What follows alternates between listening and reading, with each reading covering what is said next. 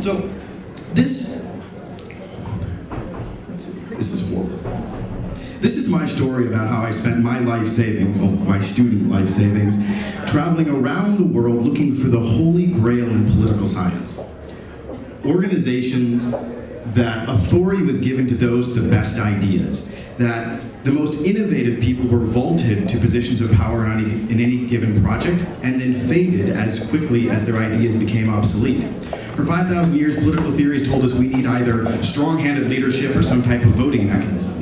People can't collaborate based on a shared vision. Well, not only did I find these organizations, but they were making boatloads of cash because they were knowledge organizations in an information age. With my limited time, I want to tell you about two stories close to my heart which helped define my understanding of the New World.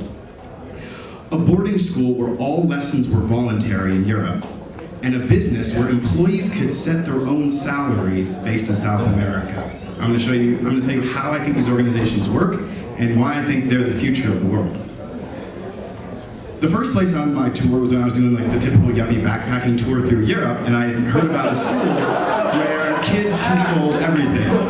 And so the fiery anarchist in me jumped at the opportunity, and no sooner was I on a train going to a small town nestled an hour east outside of London proper, where Summerhill boarding school resided. Summerhill is a boarding school of about 100 students aged 5 to 18 that resembles a school in every typical way with reading, writing, and arithmetic, with one distinctive feature: that each student, teacher, and staff is given one vote on school policy in weekly meetings, which when I was there I think happened on a Wednesday. Now, you may think this is a recipe for like Tyranny of the Munchkins, and you get some horror film of Never Never Land meets, the seventh level of hell. But with my own eyes, I saw children of no more than 10 years of age conduct themselves with more composure and a sense of fairness than the faculty do at subcommittees in my university. Summerhill is based on a single principle, that teachers are not mind readers. And the person with the best idea of how to educate themselves is the student himself, because only he knows when he is or is not learning. So pay $10,000. So you guessed it, some children can play all day long, but most don't. And I was very curious, so I asked a child who was lamenting her math homework at the time why she just didn't do it. And I'll never forget this. She stopped what she was doing, turned to her left, looked me straight in the eye, and then said, "Because then I'd be stupid," and continued during her work, as though I should go contradict the idiocy of what I just said. I just got told by out of this girl. So after this, I made a beeline to the principal and said, "What are you feeding these kids? It has to be crack or some potent stimulant." And they assured me that there is no special selection process at Summerhill. The kids are normal, the ones we have experience with, but that no one is admitted over 12 years of age.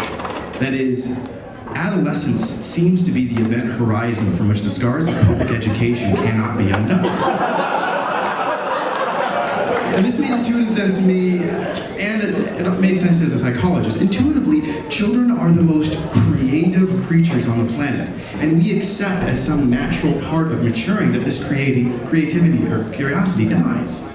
At Summerhill, it never does. And as psychologists, we know that if you never give a motivated student a reward for learning, they'll never need it. So, lesson learned.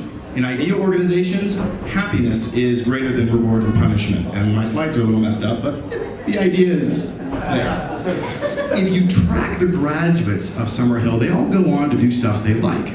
And it turns out that they're a little ahead of the knowledge economy, because now there is a major movement in management that happy workers are more productive.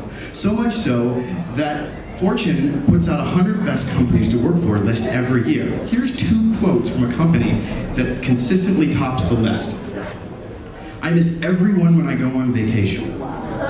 It's rare to find a company with the same values, philosophy, and foundation principles. Going to work is like going to a family reunion every day." Now, this isn't the Bill Clinton Foundation or NASA. It's a Tupperware retailer. where they are enthusiastic about waste, organization, storage, toiletries, and if you want to make Christmas come early from someone, ask them to rearrange your closet.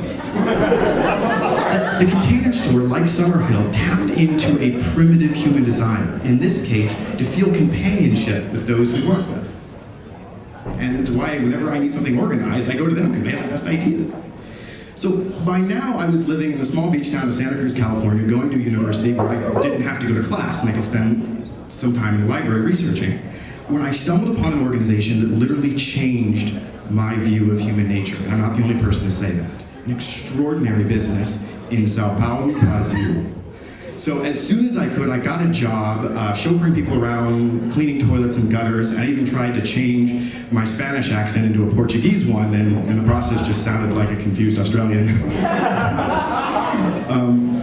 I went to work for Semco, which in the early 1980s was an industrial manufacturer on the verge of bankruptcy because it, like the Brazilian government, tried to emulate Soviet-style economic planning. Well, rather than go down in flames with the rest of the country, the CEO of Semco, Ricardo Semler, did something different. He threw out his mission statement. He said, I'm not going to be defined. I'm going to do whatever makes me profitable. This led to a cascade of management decisions. We'd have things like position rotation, where no one kept their job for more than 2 years, even if the new one they were unfamiliar with. People began to set their own salaries, hire their own bosses in large town hall meetings. I worked for a non-profit arm of Semco, and I was shocked at how wildly they encouraged me to experiment, even with things I was completely unfamiliar with.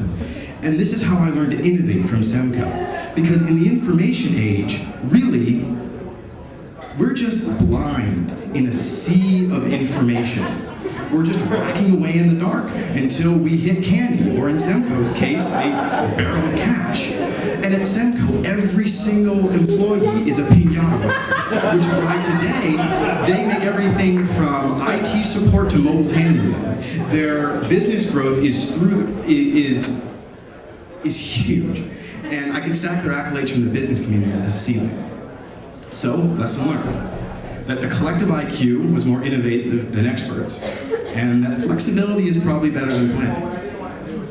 Now, when I got to graduate school, I learned that these organizations were leading the world, and they had the recipes from everything from Silicon Valley to Generation Y to open source, and even the two most successful organizations on the planet, one you probably use today, Google. Google has happiness. Yes, of course. Most people accept substantial pay cuts to go work at Google. The CEO says people don't go to Google to work for the money. Collective IQ and flexibility, they have something I like to call 20% time, where their engineers spend 20% of their time or 1 day a week doing something unrelated to their job description. How many of you have Gmail? Yeah, then you've benefited from 20% time, and it's how Google ends up being on the leading edge of innovation. The last organization you most certainly have heard of is this guy. Journalists who work with him, people have had trouble pinning down Obama's management philosophy, but to me it resembles exactly like Google and Summerhill and Semco. As a campaigner, Obama didn't micromanage. People could gain prominence in his organization if they found a way to unearth a demographic that never turned out to vote before. As a president, he believes in transparency. He'll talk to our enemies, and he puts rivals in his cabinet. Right? From an ideas perspective, if someone is sitting at the same table as you and they disagree, it's because you made an incomplete search for a better idea. Now, I have no idea if this is going to work, but if it worked for Google, it may work for America.